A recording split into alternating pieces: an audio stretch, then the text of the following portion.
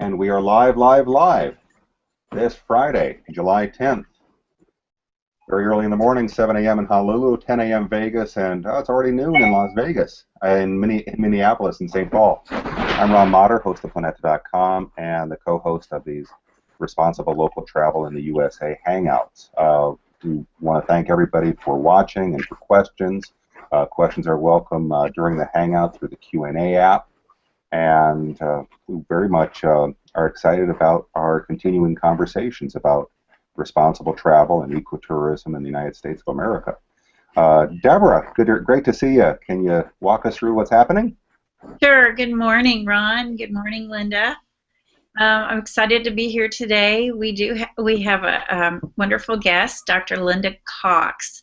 She's with or on the board of the Hawaii Ecotourism Association, HEA, which was started in 1993 and has been around now for over 20 years. I've been interested in kind of following what they've been doing for a long time, and I'd like to welcome Dr. Cox today. She's a Community Economic Development Specialist at, well, I guess it's the Food, Science, and Tech Division of the College of Tropical Agriculture and Human Resources, University of Manoa.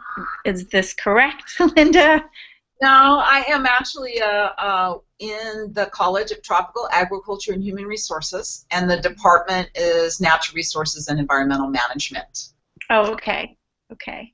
It's kind of confusing because we have one university system, and the college, the university I'm at is Manoa, which is the flagship research campus for the UH system. And that's in Honolulu?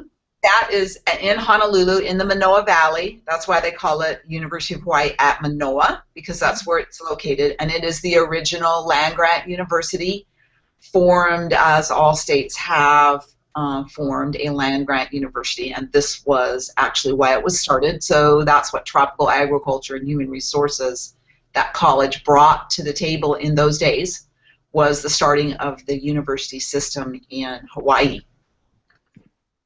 Cool. So we're really excited to hear more from you today and your work in kind of cross between agriculture and tourism. You've done a lot of work. Yes. Yeah. So Ron and I have been hosting these responsible local travel in the USA conversations on Google Hangout and posting them, uploading them to YouTube. So there is a series now that's going on since the beginning of May. We were doing them weekly, and now we're thinking bi-weekly or monthly, and we welcome people to contact us if they're interested in being interviewed and sharing what they're doing in the U.S. We're really eager to learn more about what's going on. There's ecotourism organizations in the U.S. A lot of them do work abroad, not in the U.S. And so there's actually some better international networks than there are U.S.-based networks in ecotourism, responsible tourism. And so what Ron and I are attempting to do is to sort of do an inventory and start building a network between U.S.-based organizations. And we're real excited about you guys because you've been doing stuff for a long time, despite, we all have challenges and things, but there's a lot of really good work and good people and great experiences that we can share and learn among ourselves here in the U.S. I think it's important to reach out to not only the people that have been doing tourism work, but we're also reaching out to other sort of grassroots networks that share our concerns and goals, I guess.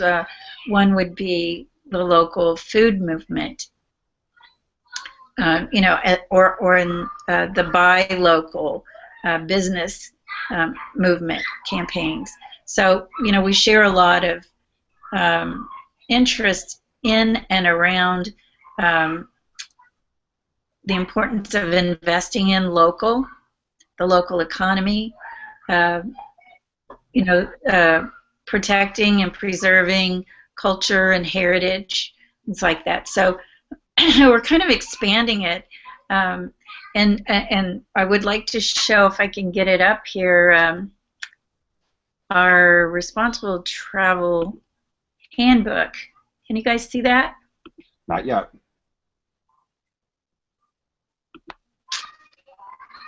I'm going to try to share this again. It's not coming out for some reason. I'll share that again in a little bit on screen. But Ron and I helped coordinate a responsible travel handbook in 2006, and it's really a amalgam of different stories from practitioners, people that are doing responsible travel around the world, and it's available online. Since I'm having trouble with it right now, I'm going to come back to that in just a little bit. So since we've started having these discussions, Ron, do you want to talk a little bit about the... No, I want to hear from Linda. Well, Linda, tell us about yourself. Just one second, though. No, go to Linda. Okay, we can come back to this in a little bit, but I do want to talk a little bit about the social networking going on behind this and how people can reach us. So, okay, Linda, sorry for taking so long to get to you, but please know what's going on. Okay, so let me just say that I've been interested in tourism for a long time, and I was one of the first people to publish in the 80s on agriculturally based tourism, which we see taking different shape, as Deborah had pointed out, around the world. We see a model in Europe that's more of a farm tourism model. We see the Napaization of the California areas, where it's a little bit different, where you're more vending commodities off the agricultural operation.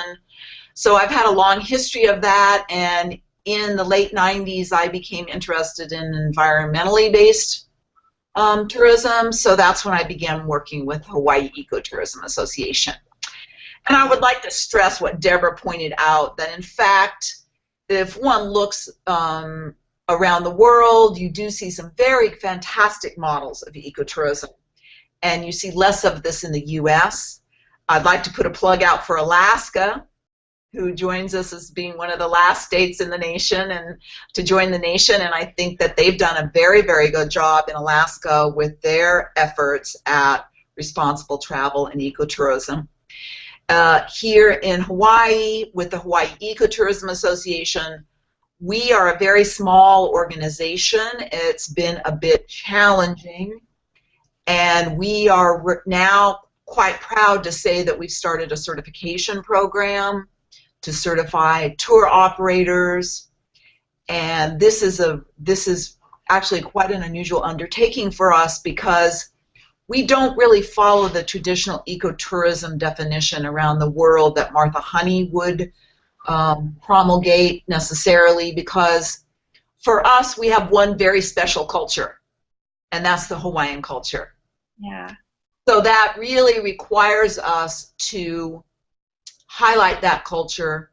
Our mission has been altered to reflect that, so we have our own special certification program that we are now working to get linked with TIES and the other international programs. We did model it after efforts done in Australia and Costa Rica, because those were actually very similar to the type of stuff we have. So we feel real good about it. It's not an effort that's highly funded by the government, which is a little bit different than other programs around the world, so that's another difference that we face. And of course, because we're an island nation, or an island state, that people actually have to usually take planes to get here, so that has some implications for sustainability that we're discussing further. Now, one second. Just to see on the screen, we're looking at your website. Yeah. And lovely. I particularly like the fact that you're featuring your tour operators. Yes, we are. We are trying to feature our certified operators. Anything we should really take a look at here on the HawaiiEcotourism.org site? Well, you notice that what we're really trying to do is kind of get this, you see this long history of our certification effort. You notice that we started this about a while ago. So we've been working very hard to develop this and have it reflect what's going on across the world, but also to make it localized. Right. This is a big challenge because when we only have 1 million people that actually live in the state, so it becomes very expensive to do all these things. So this is one of our challenges, is to really get the resources we need to make this go and to fit in with the vision of the Hawaii Tourism Authority, which kind of governs the resources that go to tourism. And it is very challenging because when you have built these large infrastructures like large hotels, the hotel operators want to keep those rooms filled and are really concerned with promotion. So then we want to really look at also being responsible, and so it's been quite a challenge for us.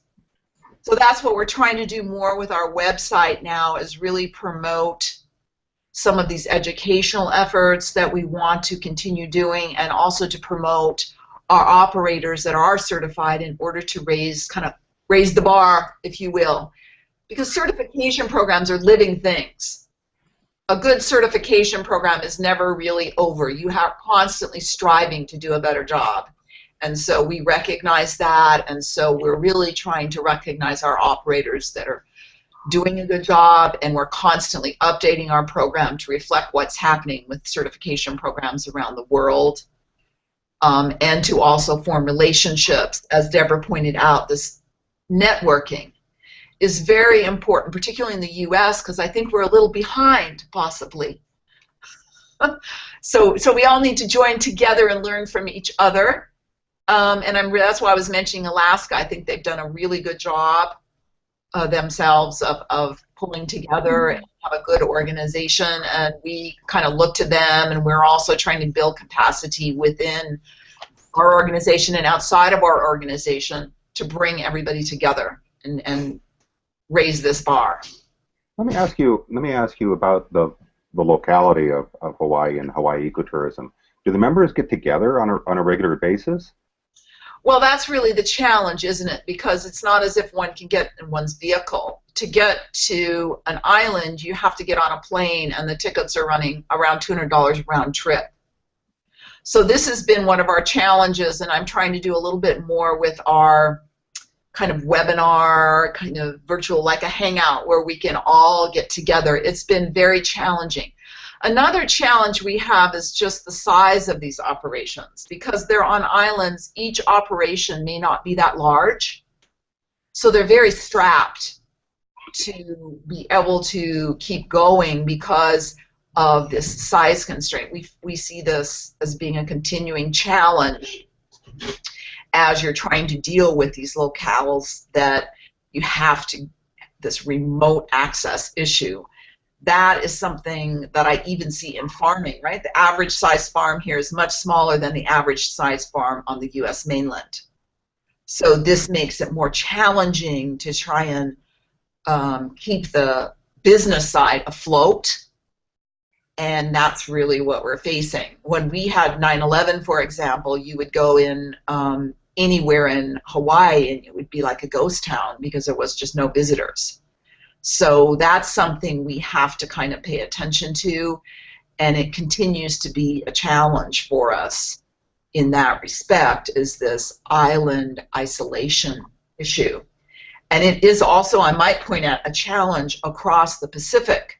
We are one of the leaders in tourism across the Pacific, and if you go to some of these remote island locations, this has been an issue as the price of gas went up and the flights get constrained. How do you get people there? And once you get them there, what is there for them to do? So that's always going to be something that comes into play. Watching this week the Net Hui conference on internet technologies in New Zealand, a very strong case was made that internet infrastructure and having broadband and having cable and good access to internet is incredibly critical to rural communities and Pacific Islands. What sort of internet access do the HEA members have? I think they have internet access. I think the problem becomes the time availability of everyone. First of all, they're running small businesses. So this becomes very difficult. They're just flat busy. And if you study Hawaii, you will see that we have the highest percentage of people with 2 jobs and also working mothers. It's extremely expensive to live here. The cost of living is 35% above the cost on the U.S. mainland. So everybody's just a little overstretched, I think. And I think that's really some of the problem with our members is they're out there trying to get their businesses going, and there is not a lot of specialized assistance for these businesses at this size. They're kind of not really in the radar.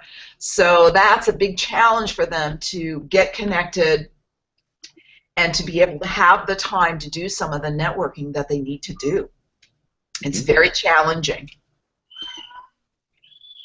Absolutely.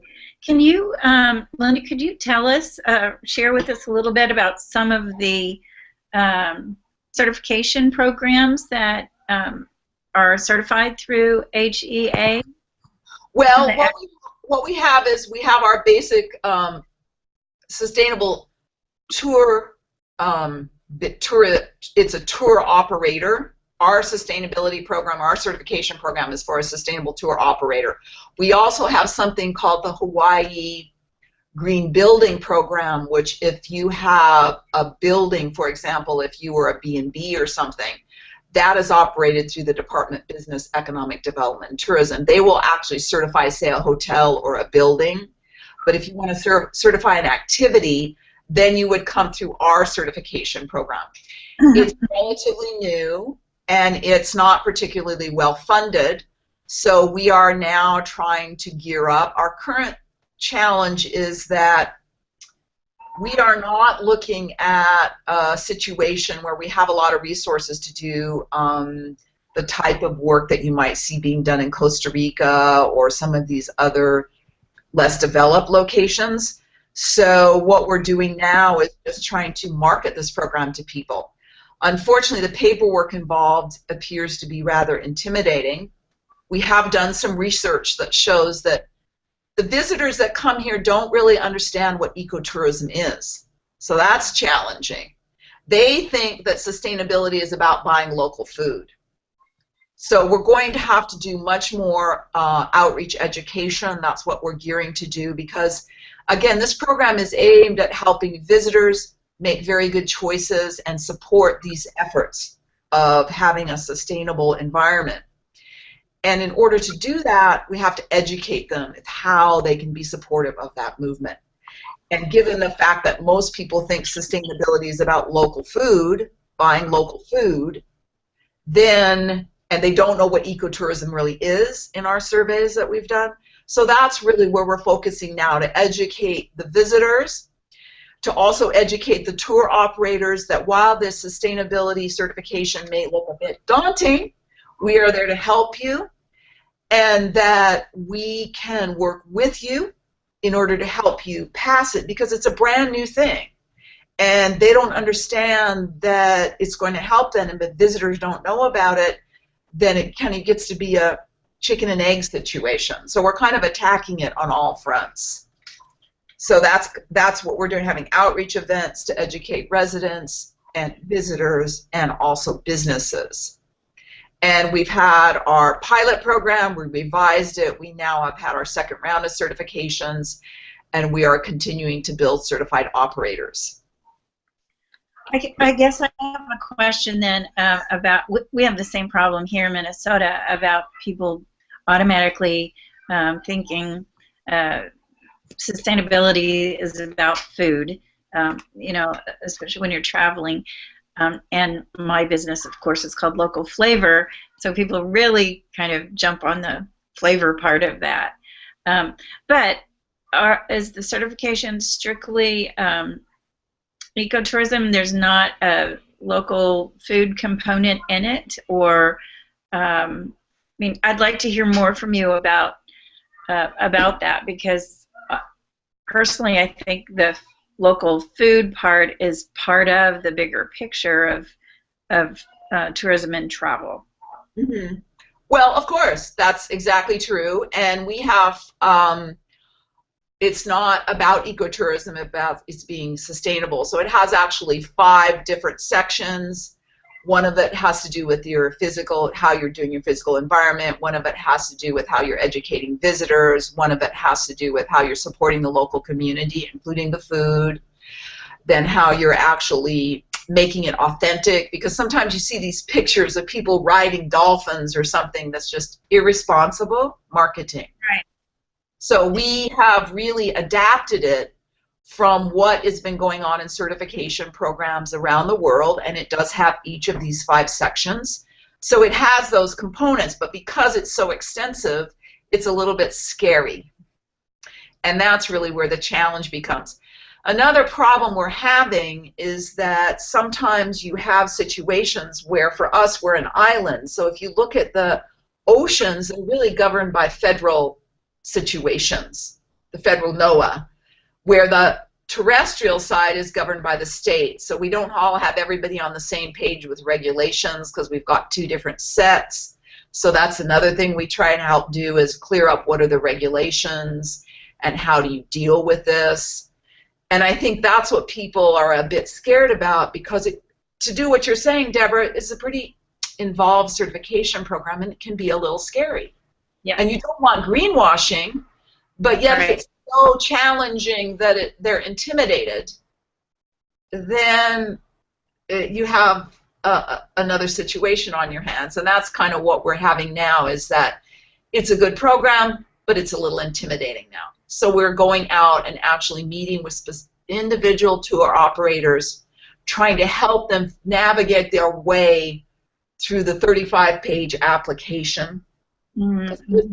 By the time you get through it, it's 35 pages, because you have to really describe what you're doing in all 5 of these basic areas to ensure that you are engaging in sustainable practices across a wide spectrum of things. So it's a bit daunting.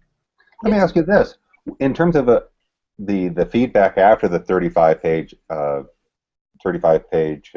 application, how much of that information then is public?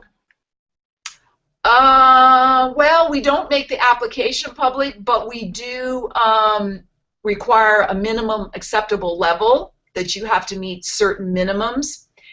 And then we actually go and try to promote not only to the Hawaii Tourism Association, but also to visitors and residents through talks and through our promotional materials, some of the wonderful things that people are doing. What makes it so long is that we actually ask you for specifics, so we can actually highlight through our social media campaigns the specific activities, such as composting or supporting local communities or buying local food, because each of our operators does special things within each of these categories. And that is because we have check boxes, standard things, and if they believe they're doing something special, we ask them to describe that to us.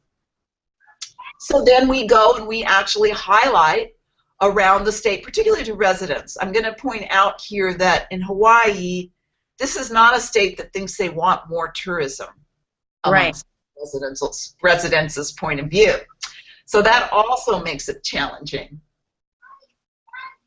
So wow, yeah, we need to deal with that. So that's another kind of thing that maybe other states don't see as much, where we're really seeing a lot of kickback on that. We don't really want to have more tourism, and what we're suggesting is this is the kind of tourism that is more community oriented, and we're convincing people incident by incident, example by example of places where we have very good operators.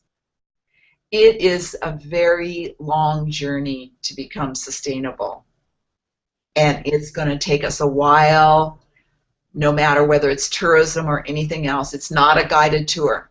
It's a journey that we all have to walk together. So that's what we're trying to do, is as we get an application in, we try and pull out highlights from that. We show up at outreach events throughout the state trying to promote these wonderful specific examples and these businesses.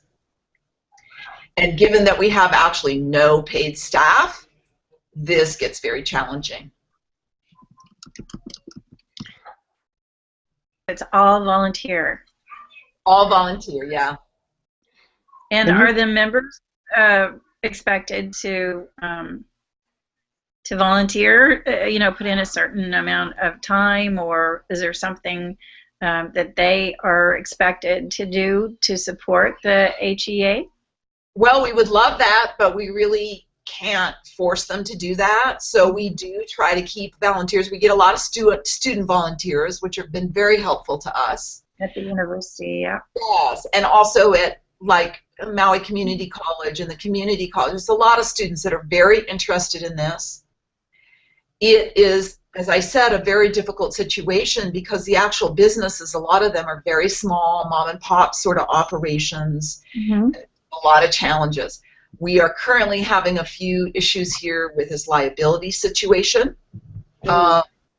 You know, I hate to say it, but we've had a lot of people falling off our mountainsides lately, even local residents hiking, just literally falling off the mountain.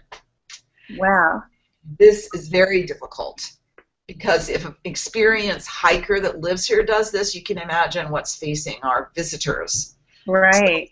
So these sorts of things are causing us some big challenges. The other thing is we have a lot of NIMBYism where people don't want tours in their backyard, but the tour operators really need to get some activities that the visitors want to do. That's very, very challenging.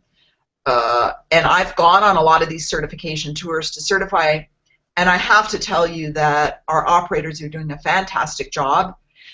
There are honeymooners from around the world that come here that for the rest of their lives will remember some of these tours that they go on, and it is quite heartwarming. I'm not sure our residents realize what a wonderful experience we provide, but I see some very great operators, and I see some very happy visitors, and I think it's just a matter of communicating and networking and helping everyone understand it's important. It helps our communities. It provides a way for our communities to network with people from other places, and I think it provides a great learning experience to everyone. So I'm continuing to feel that if we just keep on, we will get better. You are really laying out the details of how difficult it is to do this kind of community work, community-based work, and small business work.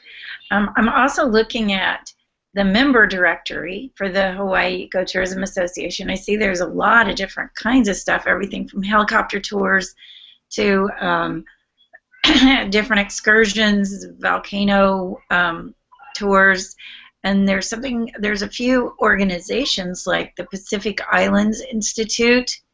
Can you tell us a little bit more about the members and groups like this and what they're offering? Okay, so we are just redoing our membership categories because what we have here is we have some groups that support us because they support the concept. Right. Responsible travel. So we're now kind of breaking up our membership. We're just ready to launch our new membership categories. And it's really an effort to kind of identify these different motivations because some people are motivated by just wanting to support this cause. So that is one group where you'll see organizations or individuals which are not really tourism businesses but are committed to this cause because they understand how important it is to protect our resources. Sure. Then you actually have people that do tours or activities. Like, for example, we have a guy, this volcano activities guy. Oh my gosh, this is one guy who's a volcanologist who does very customized small tours and does a fantastic job. Won our Eco Tour Operator of the Year award a couple years ago. He's fantastic. He's very small. And then on the other side, we'll have somebody like Atlantis Submarines, which can take 50 people on every tour, and they'll have one every hour in a variety of locations across the state. And it is fantastic. They are completely battery-operated submarines. They do absolutely no ecological damage. You see great reefs that they have built with all sorts of wildlife where no one's contaminating anything. No one even gets wet. with a completely fantastic interpretation that has got cultural authenticity and accuracy relative to the marine environment. So that's the kind of spectrum. We're terrestrial operations. We've got marine, ocean activities and operations. And then we have nonprofits like the Pacific Island Institute, which is a nonprofit that does completely customized tours throughout the Pacific. For example, if you wanted to look at, we just want to look at activities that involve growing taro. They will customize that for you. I was involved last month where we set up with a major group that brings people in from Japan that they want to do specialized tours. They will do custom tours for conferences or for this group, and that actually started as it is a nonprofit.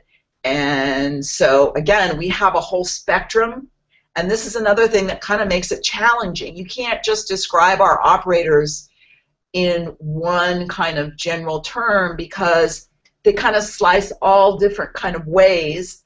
And so this is one of the challenges, kind of communicating to everybody who they are and what they do. It's not a one-size-fits-all model, and that's why we've gone not to an ecotourism certification but to a sustainable tour certification, because we really can't restrict based on size, because like I said, Atlantis takes out 50 people every hour in a submarine. Right.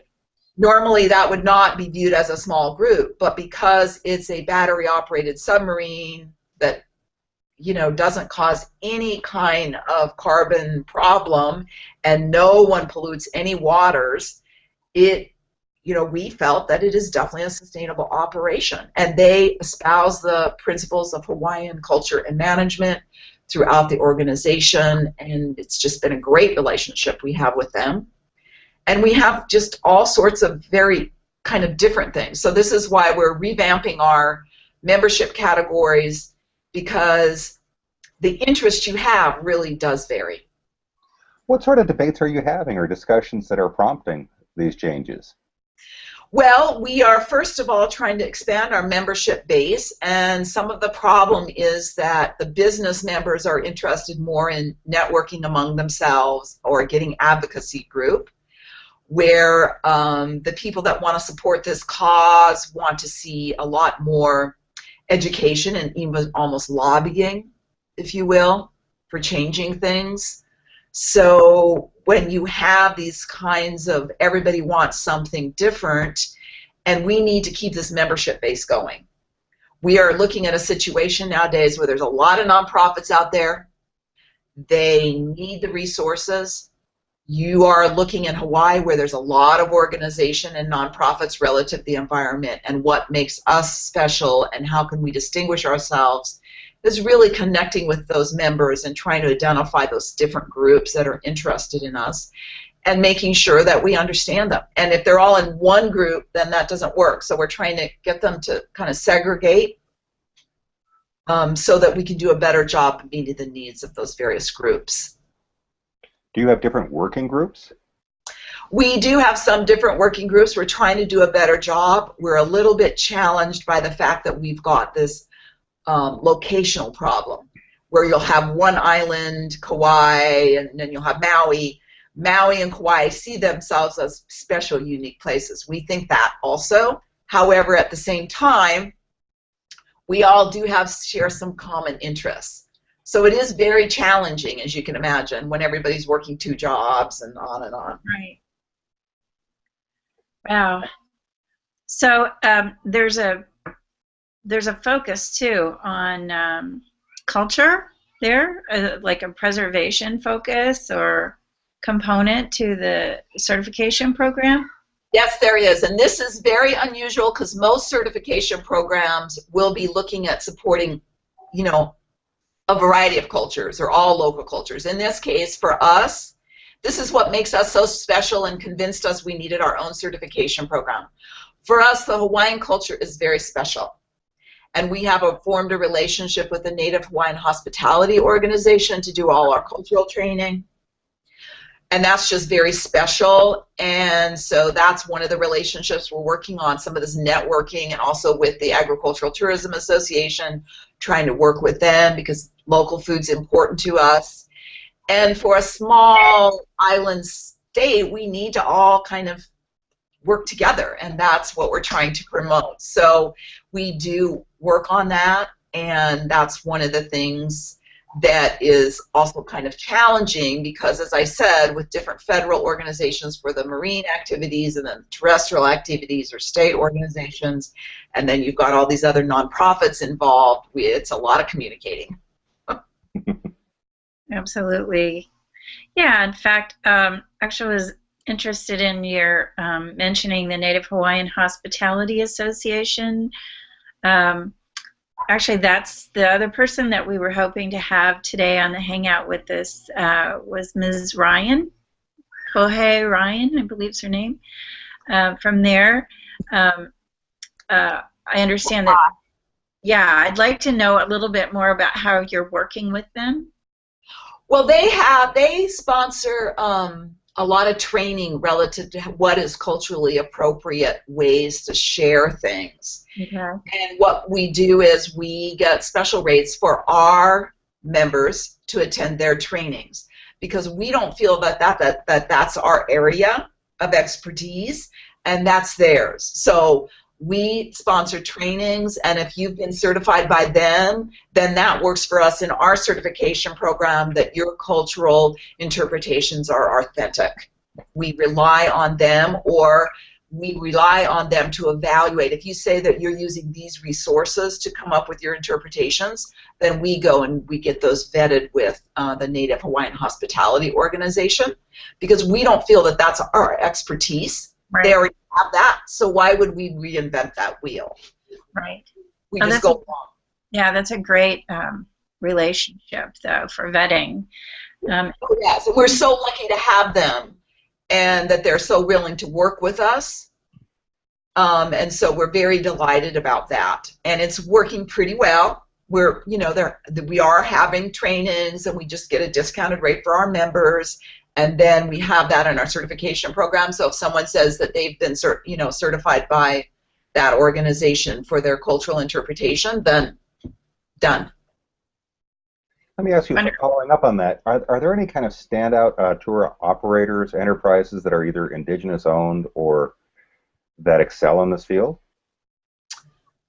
Well, there is, in our certified members, most of those are not indigenous owned, but they do a very good job.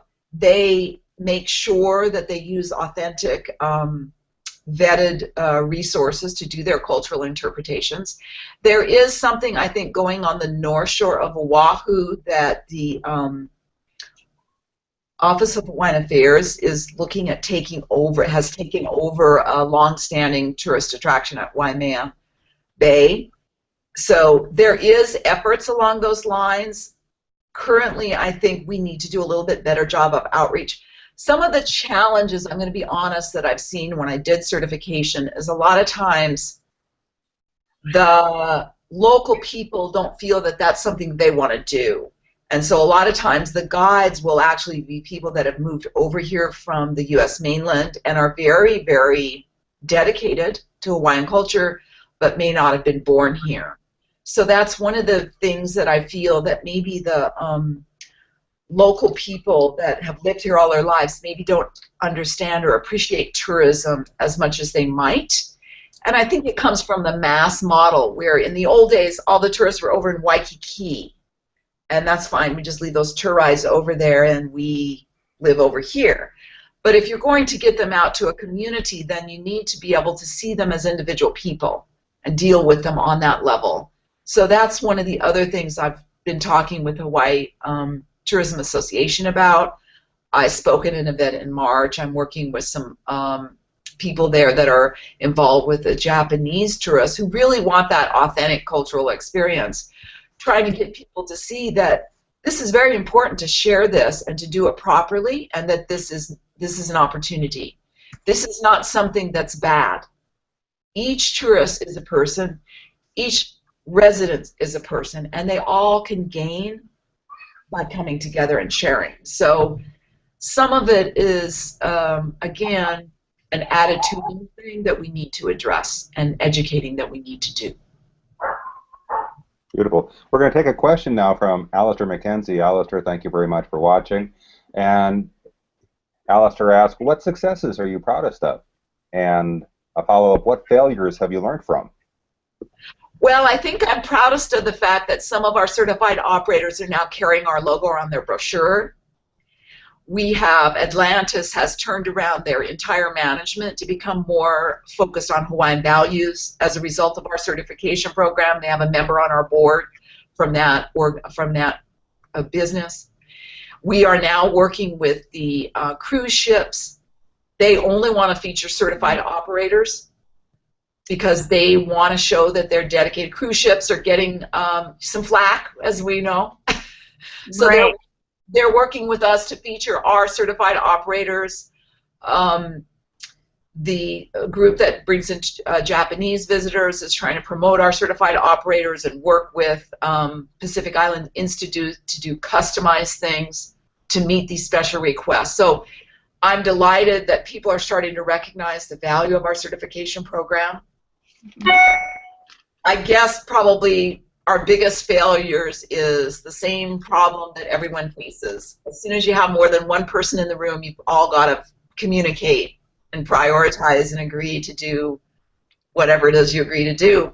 That's our biggest challenge, is keeping everybody moving forward. We're all busy. I'm sure everyone knows by now that the traffic on Oahu is the worst in the nation. I know Californians think theirs is bad, but apparently I think we've got this award now. So we're all very stretched, and that's one of our biggest challenges, is keeping everybody moving forward together and making progress on all these fronts, because you've noticed we've got membership issues we need to address. We need to do outreach, to do education. That's our primary mission. We're a 501c3. And lastly, this certification program, we really need to get certified operators. That means we got to have people that are ready and willing to go evaluate. We do actually do on-site evaluations after you fill out the form. We try to work with people that have issues that prevented them from getting certified to get over those hurdles. We're constantly reviewing that program, trying to do a better job.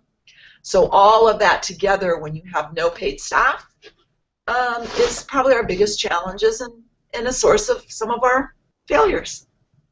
Alistair is also wanting to know more about certification. Is it a matter of just yes, you're certified or not, or are there different levels or types of certification? We initially came with levels. I would prefer levels. The problem is we are just too new to do that much discriminating right now. So what we initially had the idea of levels, but we backtracked, and now it's just a yes or no, and you have to make it over a certain minimum in order to get certified. And what we'll be doing is working with our evaluators to see if we can't come up with like an ABC sort of or a gold, platinum, bronze sort of a setup. We did want that, but it became very difficult when stuff cannot be measured quantitatively to say what's a 60%, what's a 70%, what's an 80%. So we've backed off, but we hope in the next 3 or 4 years, as we get trained evaluators on each island, and we can have webinars or discussion groups on how to do a better job of evaluating, how to actually measure things, better benchmarking. You know, that's a big effort for a tour operator. For a building, it's much easier because LEED certification is very clear on how to do measuring. And you have engineers that can measure these things. But how do you measure the quality of an interpretation program? Right. It's more challenging. Linda, I'm really excited to talk to you today, and particularly, I know you're stretched, the HEA is stretched. Ron and I are doing all of this. We're all doing all of this as volunteers, and an effort to sort of reach out and link up with each other and share this information, document it, have it available on YouTube. there's just so much I would like to share with you too. I work on the advisory committee of Minnesota Main Street. It's a Main Street program here in my state, and we've struggled with this sort of application, and we've kind of come up with tiers, as far as when you first apply, you become sort of like an observer, and we help that group or business or town pull together the resources and make sure that they have what they need before they take the next step in the application.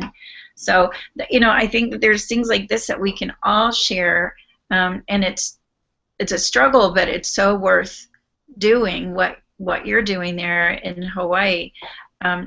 So I'm going to ask you a question that I know is going to stretch your resources, but how do you feel, or how do you think that the Hawaii Ecotourism Association and other organizations and businesses in Hawaii might be able to help strengthen a growing U.S.-based responsible travel network?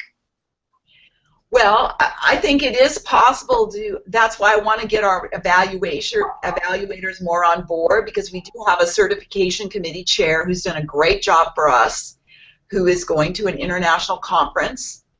He just contacted me on Monday to help him with his presentation, and I'll be working with him on that. And I think that through this networking possibilities, that's why I'm so enthralled with this Google Hangout idea, is that we can do all this virtually, and I think it really will help us because we can arrange it around our schedules and really talk.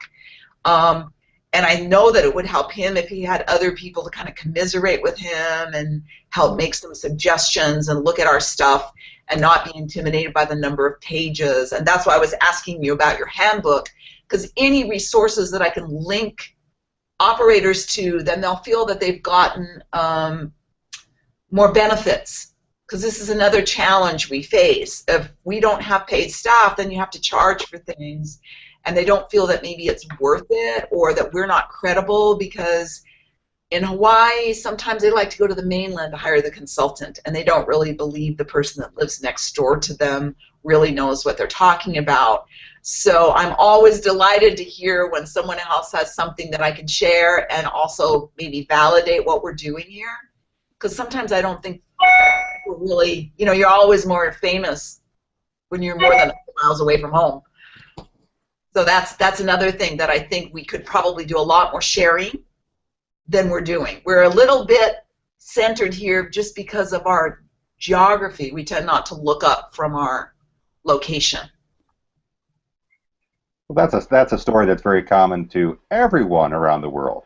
We kind of don't look beyond that immediate horizon. Yep. Here in southern Nevada, there's a world away. It's a world away from northern Nevada, and in Oaxaca is a different country than Chihuahua. Let me share a screen.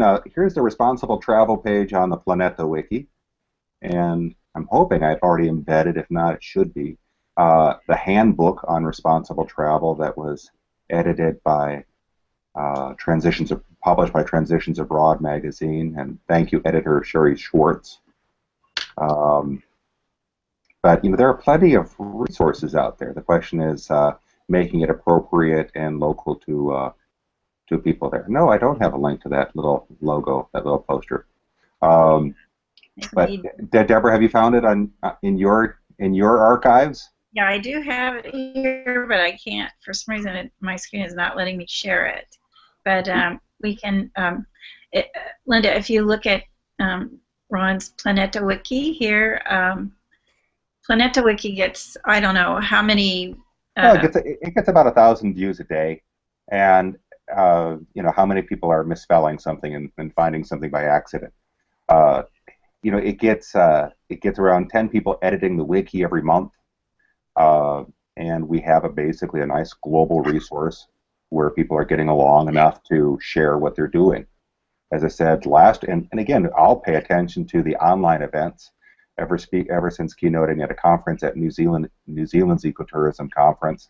I've been very interested in Oceania, and this week they held a conference called Net Hui, um, and it has nothing to do with tourism. And I think the question that I find most fascinating is bringing in the sectors that don't think they're tourism. Today there's a farmers market in Henderson, Nevada, and again, no one really thinks of, and it's relatively recent that farmers markets are promoted by the city and state tourism offices. Is this really something people want to see? And here in Las Vegas, it's a city that receives 40 million visitors a year. How much food is being brought from everywhere else in the world? Well, what's local? Are we supporting our local farmers or the Southern California farmers? These are questions that are certainly were asked 10 years ago or 5 years ago, and now are being tweeted about by the city's Twitter account. Yeah, it's true. It's true. I have worked in agriculture for years, so in the early 90s, no one wanted to deal with their local farmer. Now it's all the rage, so I'm delighted that that's moving along. However, in Hawaii, what you find is that the residents won't go to a lot of the farmer markets because there's too many tourists there. So we've almost done too good of a job, and that's kind of something that I think other people could really learn from us on that front, because that's kind of an interesting concept. Absolutely. That you don't usually find that, but I know the Kapiolani Community College farmer market, almost every local I talk to doesn't want to go there anymore because it's too many tourists. Well, that's a topic for a whole other hangout.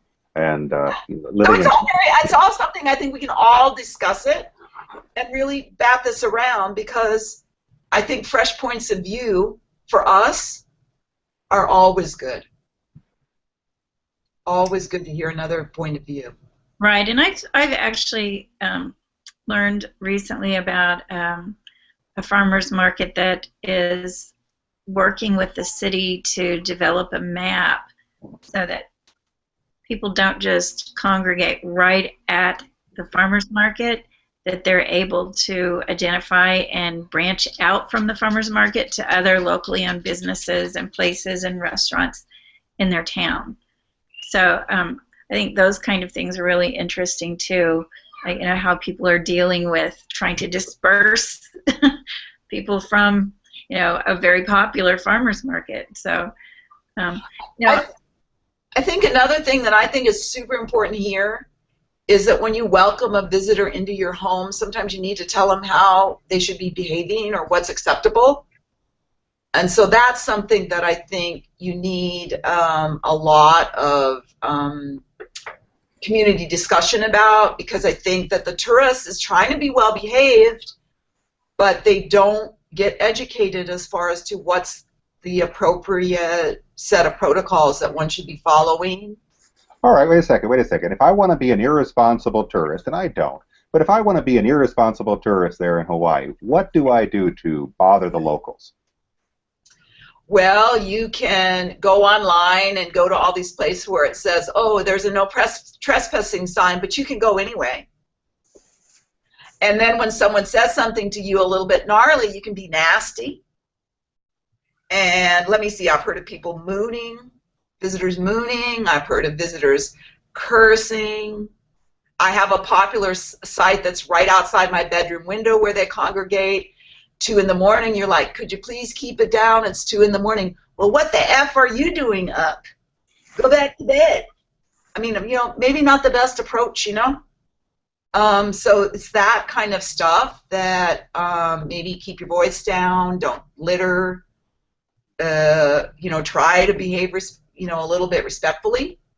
Because a lot of people really take umbrage when a visitor comes in and acts like that. And that's why when we have these maps, which Hawaii Ecotourism Association has put out these local maps, and some people get upset because you're sharing things about their community and they don't really want visitors coming into their community because they don't behave properly. So it can be quite a difficult challenge. Yeah. We saw a very similar story in Los Angeles, where some of the residents are unhappy that the hiking trails are on various apps now that lead behind their homes, Yep. And the question is, trying to change parking and trying to change different things. And yeah, these are dicey situations. And if we don't improve the conversation among visitors and locals and educate people before they make their trip, then yeah, all sorts of problems can occur. I mean, I still remember Oaxaca is very famous for its weavings. And, hey everybody in Teotitlán de Valle. But you'd have visitors going into a workshop and basically walking over the carpet. Yeah. Hey, buy it first. Don't Yeah. track stuff over it. Right, but because they need to be, again, they're kind of putting themselves out to lunch when they go on vacation. This is how they get killed here because they don't pay attention. It's like, oh, that water won't harm me. It's like, no, you this is how you got to, because otherwise this can get kind of dicey situation. So, it's a tough one. It's a lot of conversation, and also the locals think that, oh, they can behave however they want, but if a tourist behaved like that, they would be upset. So there is a lot of, on both sides, discussion and communicating that needs to happen. Yeah, I have another thing to share with you. It's I can't get it on the screen, but this is I don't know if you can see that. It's the Rethinking Tourism and Eco-Travel book that I originally wrote back in '98, and it's been updated. It needs another update. But this is the result of a lot of research that I did primarily with indigenous communities around the world and a lot in Asia, and the cycles that each community goes through in tourism development and how that impacts the community and how different communities are responding to that. So it's a good tool, and I'd like to update it. Another thing I'd like to show you is something we do here in St. Paul, where I live. This is called the St. Paul Almanac, and this is basically a calendar that we publish every year. It's a date book. It's got entertainment in it. It's got stories and events, and it's filled with photos and personal stories about our town by local people. And I think these are really wonderful tools that visitors and locals can look to learn more about a place, to learn more about events that are open and welcoming and appropriate to go to. And they're great for gifts. So, we can sell them, and we sell them everywhere. Everybody likes them because they're our own stories. So when you go to coffee shops and restaurants and stores and co-ops and grocery stores, they're for sale right there at the counter. Beautiful. Oh yes, those are all great ideas, and again, I think if we just keep moving forward, we will make progress. Yeah. Well, I'm excited about this conversation, Linda. Thank you so much for getting up and being 7 o'clock, I think, your time we started. You had to get there early. And I'm very excited about what you're doing and have a lot of respect and want to encourage you as a volunteer to keep doing this. And we'd love to keep working with you and building a better network. Yeah, no, I'm delighted to participate. I'm glad to be here. I'm glad to learn more about it. I can see some great connections. And I'm really, really glad that I was able to kind of now understand what you're trying to do, because I was a little confused. Of course, we were discussing this while I was in China, so it always gets a little bit lost in the translation. So I was delighted to be here. I'm way more informed now, which I really appreciate.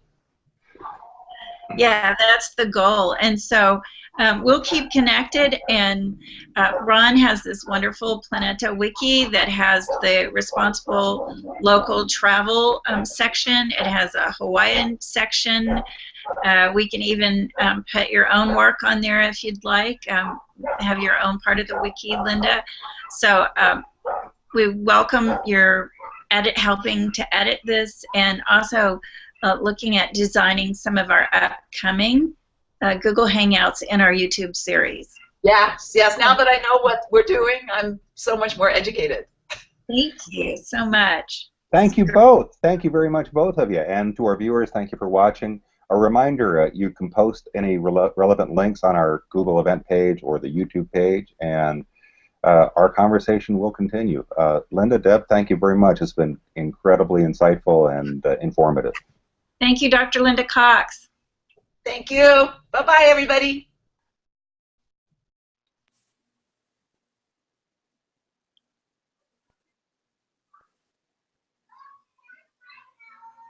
And